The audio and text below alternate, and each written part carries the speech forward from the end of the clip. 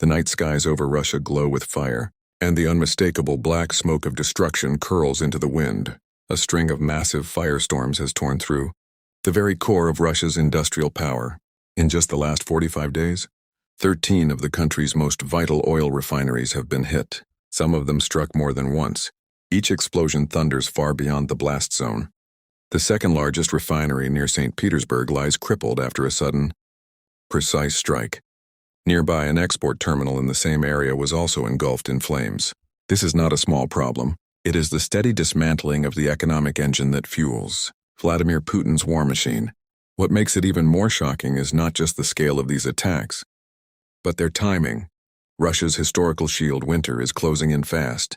The same bitter cold that stopped Napoleon's armies and broke Hitler's advance is approaching once more. But this time, the cold may not protect Russia. It may destroy it. As the snow line creeps closer, Russia is scrambling in a panic, desperately searching the globe for air defense systems. This once powerful military, once boasting of its cutting-edge weapons, is now trying to buy back its own S-400 air defense systems from Turkey. Yes, Russia is literally trying to repurchase weapons it proudly exported just a few years ago. That stunning reversal shows how desperate the Kremlin has become, and it is not hard to see why. Every destroyed refinery bleeds billions from the economy. These refineries are not just buildings. They are the heart of Russia's oil exports, the lifeblood of its entire economy. Without them, fuel supplies slow, revenues drop, and the war effort begins to choke. This is not a random set of attacks. This is a carefully planned campaign by Ukraine to cut the arteries of Russia's economic power, and it is working. But the story takes an even darker turn. As these strikes devastate Russian infrastructure, Putin is lashing out, not only militarily but politically. The Kremlin is pressuring NATO to divert desperately needed air defense systems away from Ukraine and instead place them on the alliance's eastern flank: Latvia, Lithuania, Estonia, Poland, and Bulgaria. The plan is simple but dangerous. By spreading fear that Russian drones might soon cross into European airspace, Putin hopes to convince NATO to guard its own borders, pulling crucial air defenses away from Ukraine. If successful, Ukraine would be left more vulnerable, and the refinery attacks that are draining Russia's economy would slow down. Yet this tactic is beginning to fall apart. European leaders are witnessing a rising wave of Shahed drones darkening the skies near their own borders. In parts of Poland, fragments of downed drones have smashed into homes. The line between the battlefield and the European Union is starting to blur. And this is the moment of truth. Because if Europe simply gave Ukraine the weapons to destroy the factories where these drones are built, there would be no drones left to intercept. No more endless swarms attacking power plants, warehouses, and cities. No more scrambling missile batteries to shield civilians. The logic is harsh but simple. Destroy the production sites, and the threat dies at its source. This is why the timing of Ukraine's refinery strikes is so devastating for Russia. As winter approaches, Moscow had planned to do what it has always done: use the cold as a weapon. This strategy is centuries old. In 1812, the brutal winter shattered Napoleon's invasion. In 1941, the snow and ice stalled Hitler's armies. Even as recently as 2009, Russia shut off gas supplies to Europe in the middle of winter, trying to freeze countries into surrender and force political concessions. That was Russia's plan again. Smash Ukraine's energy grid, plunge its cities into darkness, and leave millions freezing as snow buried the land. Cold has always been Russia's most reliable ally. But now that plan is falling apart, because while Russia plots to freeze Ukraine, Ukraine is burning the fuel sources Russia needs to make that plan work. Every destroyed refinery is one less stockpile of diesel for tanks, one less stream of jet fuel for bombers, one less drop of heating oil to keep Russia's economy running through the winter. The symbolism could not be clearer. As Russia tries to drag Ukraine into the cold, Ukraine is lighting fires deep inside Russia itself. Inside the Kremlin, this disaster is causing panic. Russia is searching the globe, begging for air defense systems to stop the relentless strikes. The desperation has reached almost absurd levels.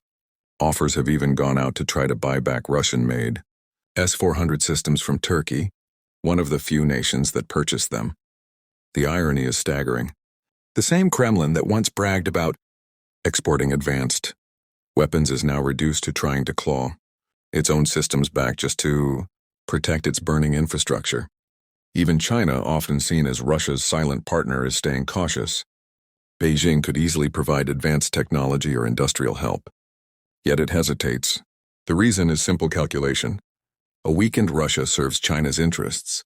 Russia holds enormous untapped resources, vast oil and gas fields, and Lake Baikal, which holds around 20% of the world's unfrozen fresh water. China wants more influence over these resources.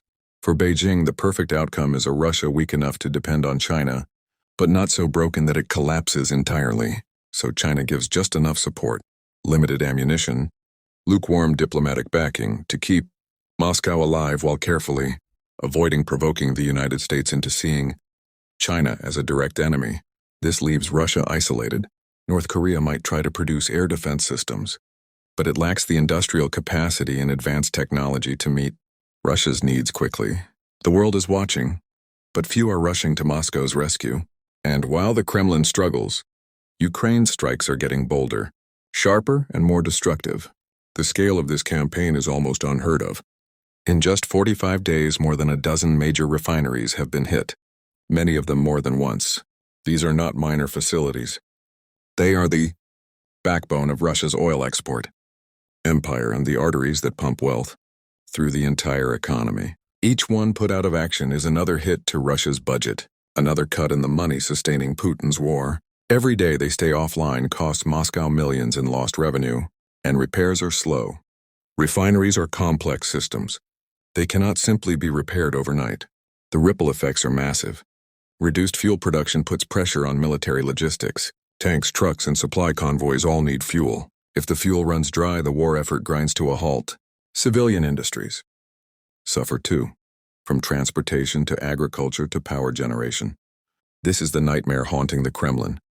Not a sudden dramatic collapse, but a slow suffocation. An economic war of attrition that Russia is not well prepared to win. And here lies the deeper danger for Putin personally. His image has always depended on projecting strength, control, and fearlessness. Yet now, the world sees a Russia scrambling for weapons, watching its vital infrastructure burn, unable to protect its own heartland. That image of power is falling apart. Domestically, this is risky. Economic pain eats away at public support. Russian citizens can be rallied by propaganda during quick victories. But long-term hardship breeds anger. Empty fuel stations, rising prices, and power cuts are problems no propaganda can hide.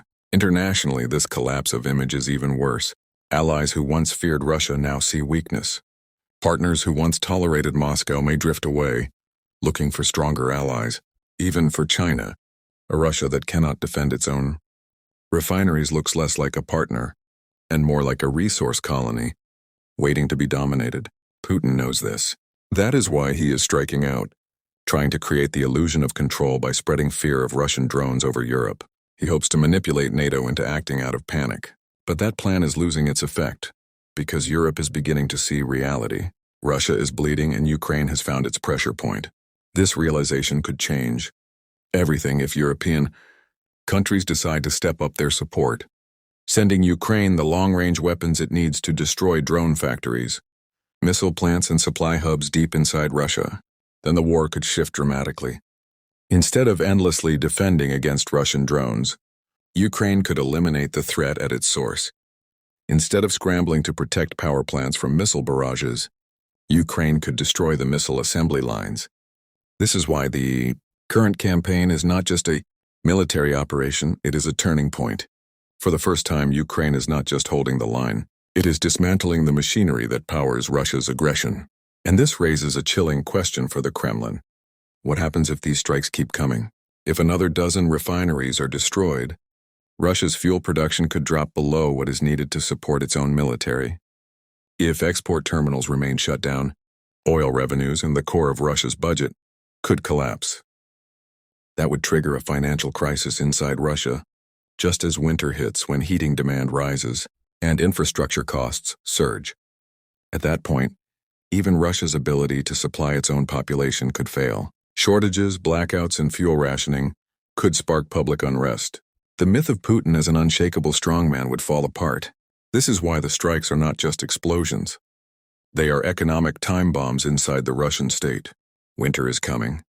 But unlike in centuries past, it may not be Russia's ally this time. In 1812, winter saved Russia from Napoleon. In 1941, it saved Russia from Hitler. In 2009, it was used to blackmail Europe. But now the cold may finish what Ukraine's strikes have started.